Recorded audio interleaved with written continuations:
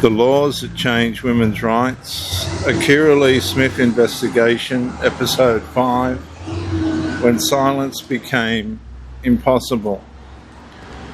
Most people assume controversial debates begin with activists. They rarely do. Most begin with ordinary people noticing something they believe is changing. A question forms, then another. Eventually a decision arrives: stay silent or speak. And for Kirralie Smith, that moment had arrived. The issue was no longer confined to policy documents, sporting administrators or legal specialists. The consequences were now appearing in public. This episode examines why Kirralie Smith chose to publicly challenge developments in women's sport and how that decision transformed a policy concern into a national campaign. The Football New South Wales controversy did not create the underlying conflict, it exposed it. For years, debates surrounding gender identity protections had largely occurred within institutions, government agencies, sporting bodies, legal circles, advocacy organisations. Excuse me.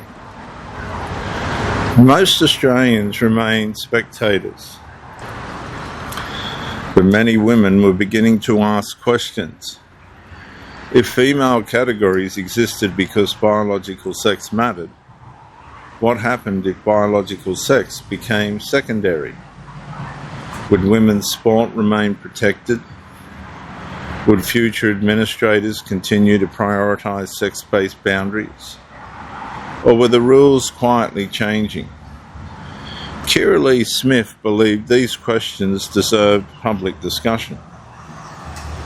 She did not approach the issue as a legislator. She was not a judge. She was not a sporting administrator. She became a citizen advocate, speaking into a rapidly expanding public controversy. Supporters viewed her actions as defending women and girls. Critics viewed her actions as harmful, opposition to transgender inclusion, and the disagreement intensified. Media attention increased, public scrutiny followed. What had once been a dispute over sporting eligibility became a national argument about who could speak, what could be said, and whether questioning policy itself was becoming unacceptable. The deeper conflict was becoming clearer. This was no longer merely a disagreement about sport. It was becoming a dispute over authority. Who defines women? Who defines fairness? Who determines acceptable public discussion?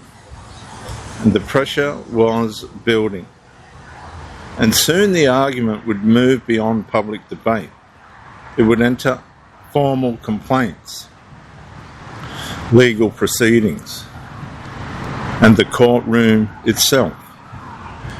Kirralie Smith's decision to speak transformed her from an observer of the conflict into one of its most visible participants, placing her directly between institutional power and ideological dissent. In the next episode, we'll look at when a public campaign became a legal complaint.